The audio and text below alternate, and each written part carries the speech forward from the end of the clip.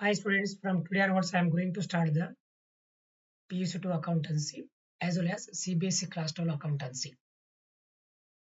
Let us start with the concept number 1, means the concepts relating to the PDD, RDD or RBD. So both all are same. This concept is same in case of admission of a partner, retirement of a partner as well as death of a partner. Concept number 1 is Mr. A and Mr. B are partners in a firm. ಅಂದ್ರೆ ಈ ಪಾಲುಗಾರಿಕೆ ಸಂಸ್ಥೆಯಲ್ಲಿ mister A ಮತ್ತು mister B ಎಂಬ ಇಬ್ಬರು ಪಾಲುಗಾರಿದ್ದಾರೆ. Sharing profits and losses in the ratio of 2:2. ಅವರು ಲಾಭ ಮತ್ತು ನಷ್ಟವನ್ನು 2:2ರಲ್ಲಿ ಹಂಚಿಕೊಳ್ಳುತ್ತಿದ್ದಾರೆ. Their balance sheet as on 31/3/2020 was as follows. ಅಂದ್ರೆ 31/3/2020 ಅವರ ಬ್ಯಾಲೆನ್ಸ್ ಶೀಟ್ ಈ ತೆರನಾಗಿತ್ತು. Balance sheet as at 31/3/2020. So in the old balance sheet, debtors is rupees 20,000.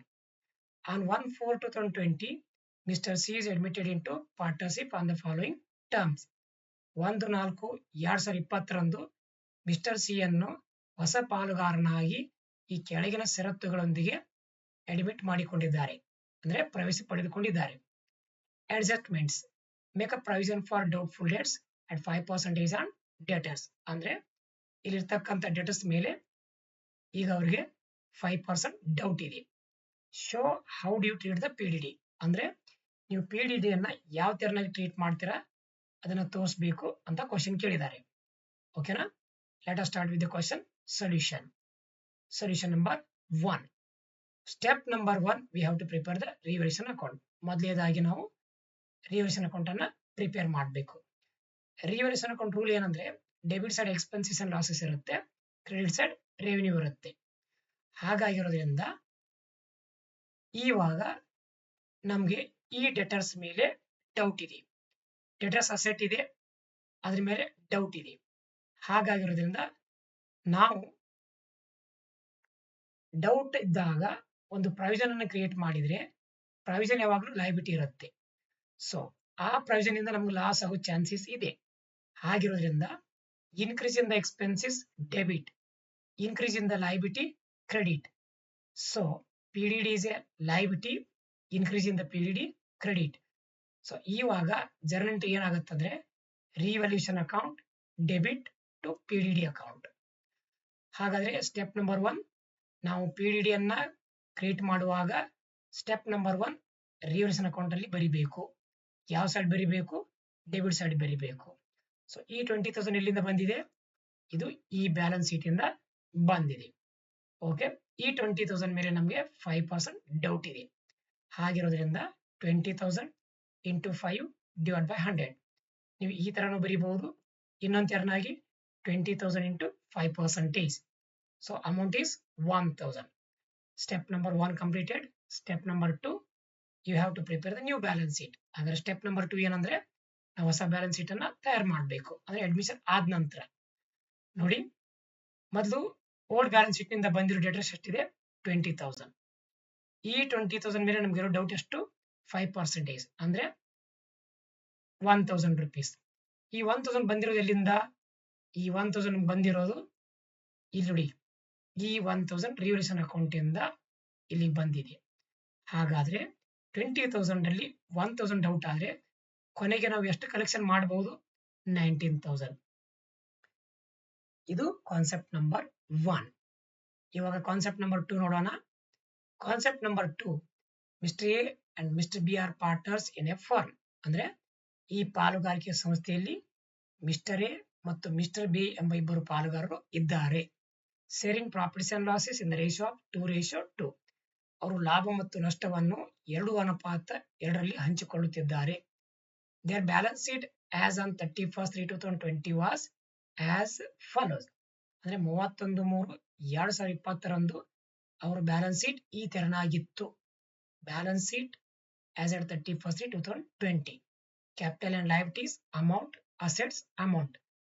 Asset side debtors 20,000, PDD 1,000, net amount 19,000. ಅಂದ್ರೆ ಅವ್ರ ಕ್ರೆಡಿಟರ್ ಬೇಸ್ ಅಲ್ಲಿ ಕೊಟ್ಟಿರೋದು amount 20,000 ಇದೆ. ಅಂದ್ರೆ ಕ್ರೆಡಿಟ್ ಸೇಲ್ ಆಗಿರೋದು ಅಂದ್ರೆ ಡೆಟರ್ಸ್ ಅವ್ರು ಕೊಡಬೇಕಾಗಿರೋದು 20,000 ಇದೆ. ಈ 20,000 ಮೇಲೆ ಆಲ್ರೆಡಿ ಅವ್ರಿಗೆ 1,000 ಡೌಟ್ ಇದೆ. ಕೊನೆಗೆ ಅವ್ರಿಗೆ ಎಷ್ಟು ಬರಬಹುದು ಅಂತ ಅನಿಸ್ತಾ ಇದೆ ಅಂದ್ರೆ 19,000. On 1/4/2020, Mr. C is admitted into the partnership on the following term. 1/4/2020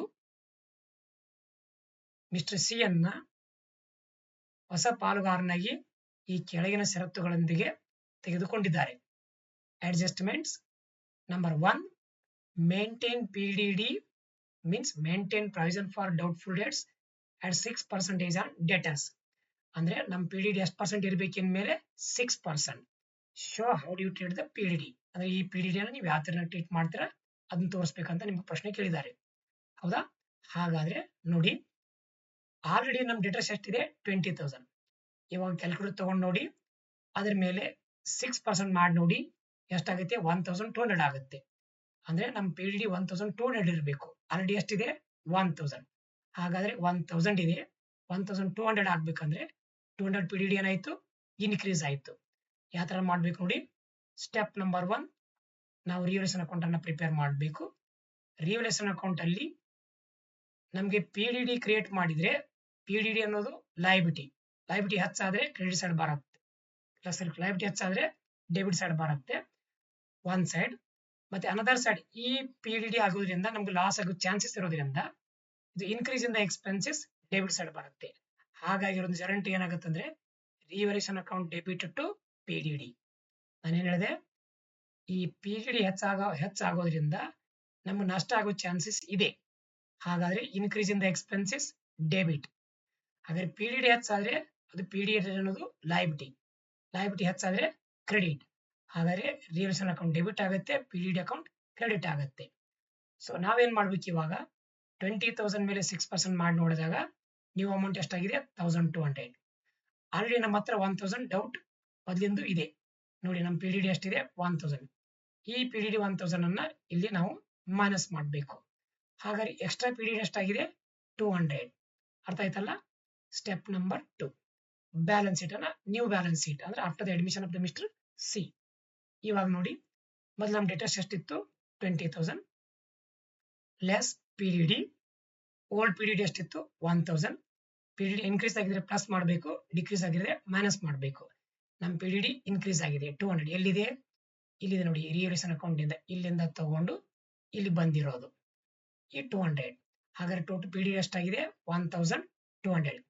ಯಾವಾಗ ಕ್ಯಾಲ್ಕುಲೇಟರ್ ತಗೊಂಡು ಚೆಕ್ ಮಾಡಿ ನೋಡಿ, 20,000 ಮೇಲೆ 6% ಅಂದ್ರೆ ಎಷ್ಟಾಯ್ತು 1,200. ಅವ್ರು ಏನ್ ಹೇಳಿದ್ದಾರೆ, maintain PDD at 6% on debtors. ಅದೇ 20,000 ಮೇಲೆ 6% ಅಂದ್ರೆ 1,200 ಆಯ್ತು. ಹಾಗಾಗಿರೋದ್ರಿಂದ ನಮ್ಗೆ 20,000 ಬರಬೇಕಾಗಿದೆ, ಅದರಲ್ಲಿ 1,200 ಬರದೇ ಹೋದ್ರೆ ಕೊನೆಗೆ ನಾವು 18,800 ಅನ್ನ ಕಲೆಕ್ಷನ್ ಮಾಡಬಹುದು. ಸೊ ನಾವು ರಿಮೈನಿಂಗ್ ಕಾನ್ಸೆಪ್ಟ್ ಅನ್ನ ನಾಳೆ ದಿವಸ ಕಂಟಿನ್ಯೂ ಮಾಡೋಣ.